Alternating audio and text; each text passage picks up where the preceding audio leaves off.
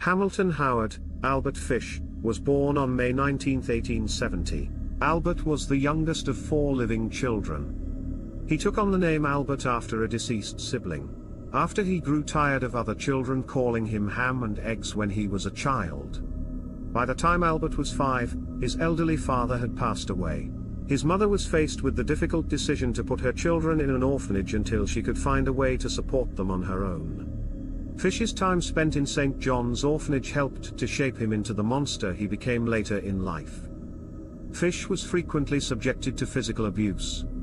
Instead of turning from the pain, young Albert realized he enjoyed the pain inflicted upon him. When Albert was 10, his mother had secured a government job and was able to return to for her children, removing them from the orphanage. It was too little too late for Fish. The abuse had left its mark on the boy, both physically and mentally. At the age of 12, Albert Fish formed a relationship with a local telegraph boy. This young man introduced Fish to some disgusting practices, such as urolagnia, drinking urine, and coprophagia, the act of eating feces. Fish would spend his weekends visiting public bathhouses where he would spy on other young boys as they undressed. He frequently answered mail-order classified ads placed by women seeking marriage proposals with vulgar, obscene letters. Fish's youthful pastimes were clear evidence of his mental illness. However, during that time in history, there wasn't a lot of information available for classifying and identifying serial killers in the making. By the time Fish was 20, he was living in New York City and working as a prostitute. It was during this time in his life that he's starting raping young boys. As mothers tended to do during this time in history, Albert's mother arranged a marriage for him. It was a fruitful marriage. Although 9 years younger than Fish, Anna Mary Hoffman gave him 6 children. In an attempt to live a normal, respectable life, Fish found work as a house painter. His employment did not stop his gross behavior though. He continued to rape young boys. He once told the story of a male lover who took him to a wax museum. It was there that Fish became fascinated with penis dissection. Sexual mutilation became an obsession that drove Fish to desperate attempts to fulfill his sick fantasies. It was in Wilmington, Delaware in 1910 that Fish committed his first mutilation. Albert met and formed a sadomasochistic relationship with a young man named Thomas Kedden. Kedden was only 19 years old and impressionable. It has been suggested that Fish took advantage of the young man, forcing him into the relationship. Fish eventually took the boy to an old farmhouse where he kept him and tortured him for 2 weeks. By the end of the 2 weeks of hell, Kedden found himself tied up while Albert Fish cut off half of his penis. Fish later said of the young man, "I shall never forget his scream or the look he gave me."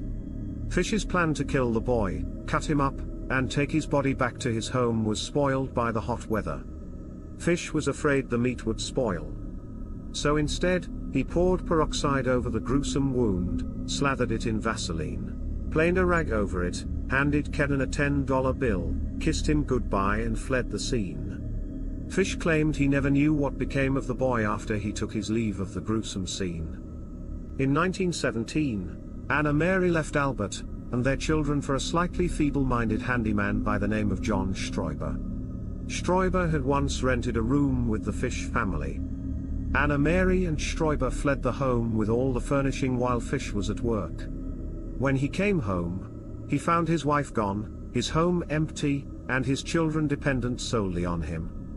Not much long after she fled the home, Mrs. Fish and her lover returned to her family home, begging for a place to stay. Albert said Anna Mary could stay but her lover had to leave. It didn't take Fish long to discover Stroiber hiding out in the attic. Anna Mary had been sneaking food up to him as well as sneaking up to spend time with him. Once discovered, Fish told his estranged wife she could stay, but her lover had to leave. Both Mrs. Fish and Stroiber fled. The Fish children never saw their mother place a foot in the family home again. After the drama created by his wife had ended, Albert began to act strangely. It is said this was when he began to suffer auditory hallucinations. He also began to experiment with self-harm. Fish would push needles into his groin. He enjoyed hitting himself with a nail-studded wooden paddle. It was reported that he would frequently insert a lighter fluid-soaked wooden dowel into his anus and set it on fire. For fun, he went as far as to encourage his children and their friends to hit him with his nail-studded paddle. It was during this time that he began to experiment with cannibalism. Like sexual mutilation, cannibalism became an obsession of Albert Fish's. He would often prepare entire meals made of raw meat for his family in an attempt to quell his desire for human flesh. Throughout the dark period following the departure of his wife and before committing his first murder, Fish was evaluated by psychiatric hospitals numerous times. Each time he was declared sane and released into society. It was also during this time when Fish began to amass his collection of torture devices, a meat cleaver, a small handsaw, and a butcher knife. Fish targets the handicapped. Around 1919, Albert Fish began stabbing young men who were either mentally handicapped or African American, as he felt these people wouldn't be missed.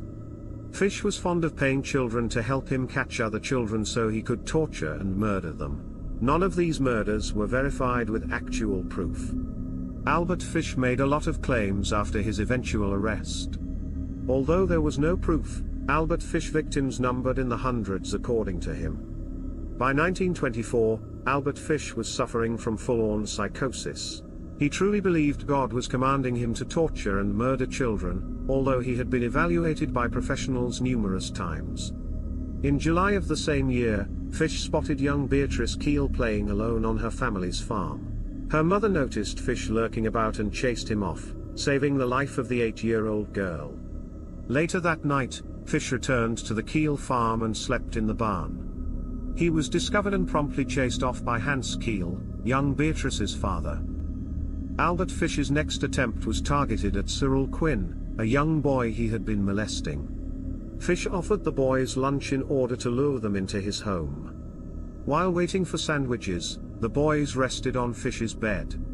The mattress overturned, revealing Fish's implements of hell: the knife, handsaw, and cleaver. The boys fled the home in fear for their lives. Once again, Fish's mission to kill and consume a child had failed. This caused Fish to up his game a little. In 1928, Albert Fish answered an ad seeking work for 18-year-old Edward Budd. The Budd family struggled financially, therefore Edward was hoping to find employment to take some of the burdens off his father. Albert Fish answered the ad by showing up at the Budd family home. He portrayed himself as an average, not at all psychopathic, sweet old man looking for help around his home. The Budd family never suspected they were dealing with a deranged murderer. Albert Fish introduced himself to the Budd family as Frank Howard, a Long Island farmer who was willing to pay $15 per week for Edward Budd's help around his home. The Budd family could not believe their good fortune. They bought Fish's story, hook, line, and sinker. Meanwhile, Fish planned to tie Edward up, mutilate him, and leave him to bleed to death before consuming him. Fish made arrangements with the Budd family to return a week later for Edward. When Fish returned to the Budd home as planned, he met little Grace. Albert became so captivated with Grace Budd that he changed his plans. Instead of Edward, his intended victim became the young girl. Albert's new plans included a story about a niece's birthday party that he wanted to take Grace to. Because the Budd parents were so enamored with the old man, they agreed. Grace Budd left with Albert Fish and never returned to her family. Albert Fish was not initially a suspect in the disappearance of Grace Budd. Police wrongly arrested Superintendent Charles Edward Pope. He spent 108 days in jail before he was found not guilty of the crimes against little Grace. An anonymous letter received by Grace's parents became the key to solving the disappearance of Grace. In November of 1934, a letter arrived at the Budd home. Here are a few excerpts from the letter, written by Fish himself, that eventually led to the arrest of Albert Fish. On Sunday, June the 3rd, 1928 I called on you at 406 W 15 Street. Brought you pot cheese, strawberries. We had lunch. Grace sat in my lap and kissed me. I made up my mind to eat her, on the pretense of taking her to a party. You said yes, she could go. I went upstairs and stripped all my clothes off. I knew if I did not I would get her blood on them. When all was ready I went to the window and called her. Then I hid in a closet until she was in the room. When she saw me all naked she began to cry and tried to run downstairs. I grabbed her and she said she would tell her mama. First I stripped her naked. How she did kick, bite and scratch. I choked her to death, then cut her into small pieces so I could take my meat to my rooms, cook and eat it. How sweet and tender her little ass was roasted in the oven. It took me 9 days to eat her entire body.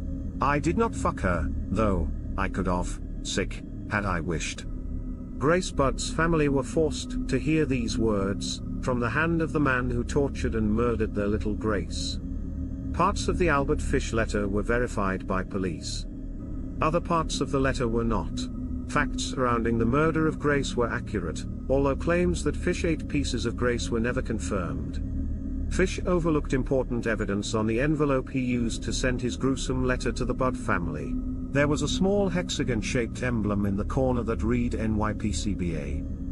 Those letters stood for the New York Private Chauffeurs Benevolent Association. After some questioning by the police, it was discovered an employee took some envelopes home to his boarding house room. He left them behind when he moved out. Police were able to track down Albert Fish, the next tenant to occupy the room. When Fish returned to his room, police were waiting. Fish pulled a switchblade on the police after his arrest, to no avail. Fish never denied murdering Grace Budd. He did deny raping her, although he admitting to having several strong orgasms while strangling the young girl. After being arrested for the murder of Grace Budd, Albert Fish admitted to a few other killings. Francis McDonnell was only 9 years when he encountered the sick Albert Fish. The young resident of Staten Island never returned home after a day spent playing catch with friends. After a brief search, the boy's body was found hanging from a tree. He had been strangled with his suspenders after suffering sexual assault. Fish later admitted to attempting to castrate the boy but took off when he heard people approaching the gruesome scene. This crime earned Fish the moniker the Grey Man after McDonnell's friends reported seeing a man with a thick grey moustache and shaggy grey hair. He was reported as looking faded and grey. The murder of Francis McDonnell remained unsolved until Fish confessed after being arrested for the murder of Grace Budd. Fish also confessed to the murder of 4-year-old Billy Gaffney after being arrested for the murder of Grace Budd. He confessed via a letter to his lawyer. Here are some especially horrendous excerpts from the letter, written by Fish himself. I took tools, a good heavy cat of 9 tails. Homemade short handle. Cut one of my belts in half, slit these half in 6 strips about 8 inches long. I whipped his bare behind till the blood ran from his legs. I cut off his ears, nose, slit his mouth from ear to ear. Gouged out his eyes. He was dead then. I stuck the knife in his belly and held my mouth to his body and drank his blood. His monkey and peewees and a nice little fat behind to roast in the oven and eat. I made a stew out of his ears, nose, pieces of his face and belly. I put onions, carrots, turnips, celery, salt and pepper. It was good. Then I split the cheeks of his behind open, cut off his monkey and peewees and washed them first. I put strips of bacon on each cheek of his behind and put in the oven. Then I picked 4 onions, and when meat had roasted about 1/4 of an hour, I poured about a pint of water over it for gravy and put in the onions. At frequent intervals I basted his behind with a wooden spoon, so the meat would be nice and juicy. In about 2 hours, it was nice and brown, cooked through. I never ate any roast turkey that tasted half as good as his sweet fat little behind did. I ate every bit of the meat in about 4 days. His little monkey was as sweet as a nut, but his peewees I could not chew. Threw them in the toilet. It is no wonder Fish was dubbed the most vicious child slayer in criminal history. The trial for the murder of Grace Budd lasted 11 days. Fish was found guilty and eventually put to death via electrocution, the same execution as serial killer Ted Bundy. It was reported that Fish helped the executioner place the electrodes on his body. There were rumors stating the needles Fish had inserted into his body caused the electric chair to short circuit, thus requiring twice the normal jolts of electricity to finish the job. These claims have since been refuted. After Fish was put to death, his lawyer stated he had final words from Fish, amounting to nothing more than handwritten notes. The lawyer refused to read them, stating, "I will never show it to anyone." It was the most filthy string of obscenities that I have ever read. Fish was a vile human being, right up to the end of his life. Thank you for watching. Hope you've enjoyed this video. If that's what happened, smash the like button and subscribe to the channel for more true stories.